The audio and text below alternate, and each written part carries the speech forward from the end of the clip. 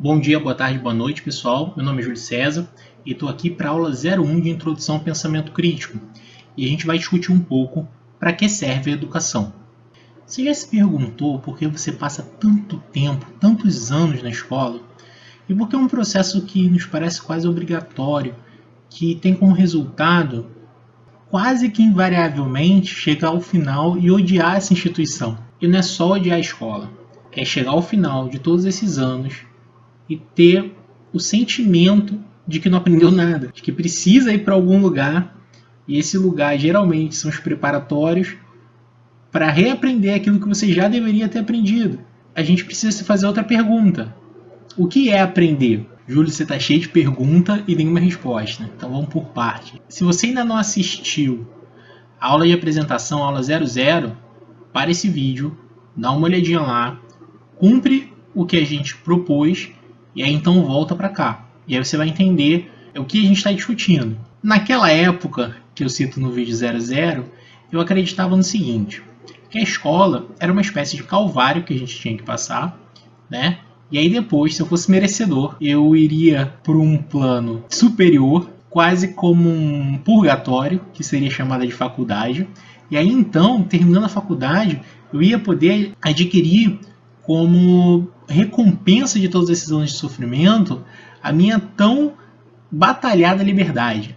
Né? Eu queria muito ser independente, achava que um diploma me garantiria isso. E sendo independente, eu poderia tomar minhas próprias decisões, controlar o meu próprio dinheiro e mais do que isso, comprar tudo que eu quisesse. Afinal de contas, eu estaria trabalhando, receberia um salário e isso seria o mapa para a felicidade. Bom, é interessante porque nós vinculamos a educação com uma função utilitarista e essa utilidade viria a ser aumentar o nosso padrão de vida, aumentar o nosso padrão de consumo e estaria nesse padrão de consumo a tão sonhada felicidade. E eu quero convidar vocês para dar pausa nesse vídeo e pesquisar um vídeo do Clóvis Barros chamado Perseguidor de Cenouras. E ele faz uma análise muito interessante desse percurso que a gente passa durante a vida tentando chegar em algum lugar. Pausa o vídeo, vai no YouTube, esse vídeo é muito fácil de ser encontrado e você vai estar mais preparado para a gente seguir no nosso debate. Vai lá que eu espero.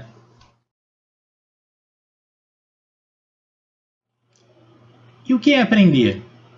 Bom, eu imaginava que aprender era tentar decorar o máximo possível uma madrugada antes da prova, chegar no dia seguinte, descrever tudo que eu consegui gravar e lembrar ainda que não fizesse nenhum sentido para mim, e toda vez que via um bom resultado eu pensava, aprendi essa matéria, cheguei lá, cumpri meu objetivo. E o engraçado é que uma semana depois eu já não era capaz de lembrar de uma só linha daquilo que eu tinha estudado. Pelo menos eu estava fazendo progresso, estava cumprindo as etapas, estava sendo aprovado e logo estaria preparado para seguir adiante. Eu demorei um pouco para perceber que essa não era uma estratégia muito inteligente, porque as lacunas iam se acumulando, como eu já relatei na aula 00. O que eu vou falar agora vai parecer forte, mas eu prometo para vocês que tem jeito. Então calma, escuta com calma e não desiste. Mas o motivo da gente pensar isso tudo é porque a nossa educação falhou. A gente acredita que deve aprender do jeito errado, pelos motivos errados. Bom, eu vou começar lendo para vocês o artigo 6º da Constituição Federal. A Constituição Federal é a nossa Carta Magna, o maior dispositivo legal que está no topo da cadeia dos dispositivos legais do nosso país e que garante os nossos direitos e deveres. No artigo 6º é dito: são direitos sociais a educação, a saúde, a alimentação, o trabalho, a moradia, o transporte, o lazer, a segurança, a previdência social, a proteção à maternidade e à infância, a assistência dos desamparados na forma da Constituição. Bom, a gente já verificou que a educação ela é um direito nosso e um dever do Estado. É o que garante a Constituição. E eu acho importante a gente observar a LDB, que é a Lei de Diretrizes e Bases, também conhecida por Lei Darcy Ribeiro. E já é o segundo vídeo seguido que eu falo dele, mas não tem como abordar esse tema de educação e não falar, porque, na minha opinião, e talvez só ela importe nesse momento, Darcy Ribeiro é o maior educador que o Brasil já teve, de todos os tempos. porque tão importante quanto a teoria é a prática. E as ideias de Darcy Ribeiro foram colocadas em prática numa escala estadual. Então, tenho uma grande admiração, quero deixar registrado toda a contribuição, né, que foi feita nesse país. E a gente vai discutir isso ao longo do curso.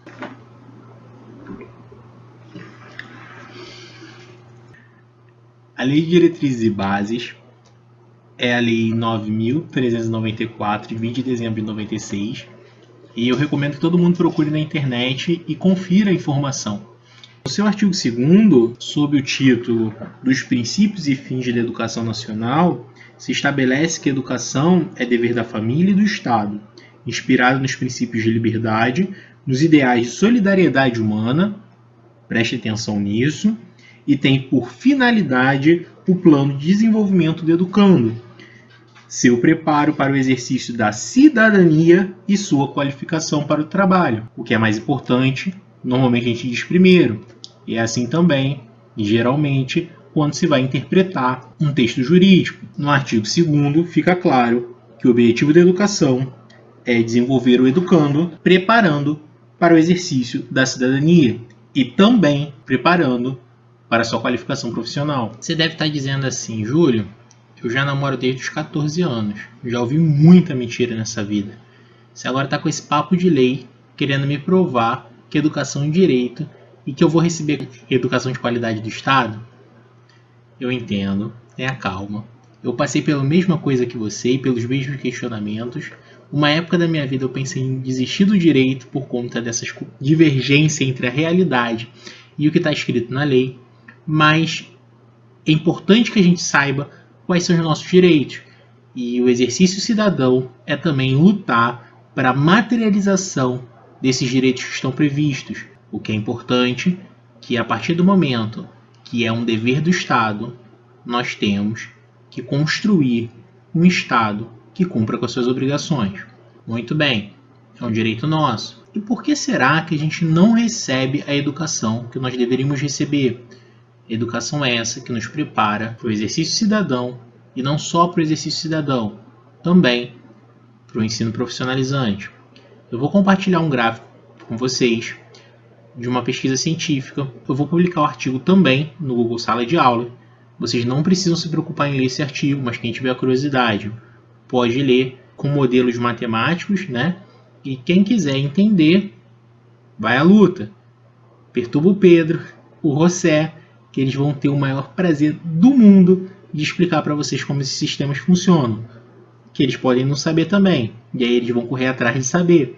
Afinal, ninguém é oráculo, ninguém é obrigado a saber tudo, mas esses dois eu tenho certeza que sabem, que se eles não souberem, ninguém mais sabe. Esse gráfico, se a gente começa a analisar, a gente percebe que o primeiro nível tem uma diferença gritante para o último nível, sendo o primeiro nível analfabeto e o último nível aquele que conclui o ensino superior. Eu disse gráfico, mas não é gráfico, é tabela. Já segura a dica, vai dar burro no jogo do bicho. Bom, na primeira etapa, a gente percebe que o salário médio ali é uma realidade de 2005, né, com dados analisados de 99, e aí se fala de 3 salários mínimos, ao passo que alguém com ensino superior completo ganharia acima de 17 salários mínimos.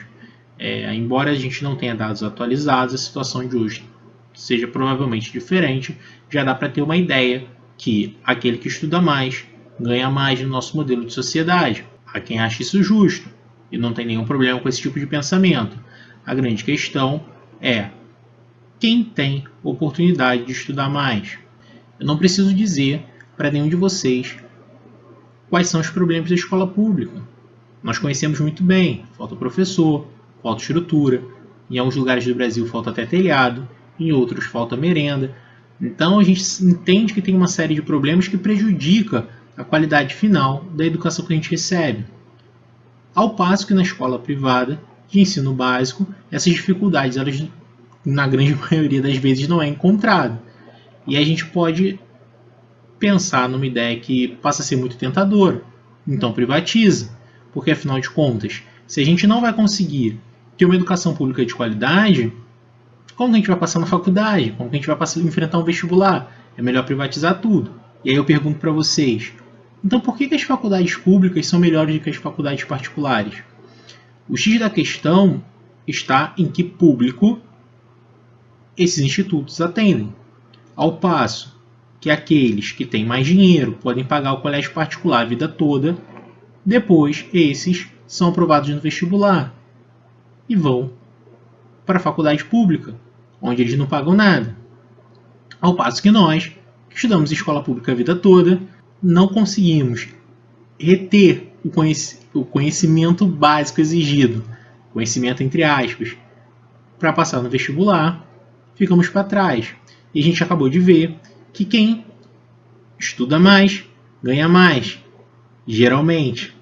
E aí, os empregos com os menores salários ficam para a gente. E os empregos com os maiores salários ficam para os filhos do rico. E aí acontece o fenômeno que a gente chama de estratificação social.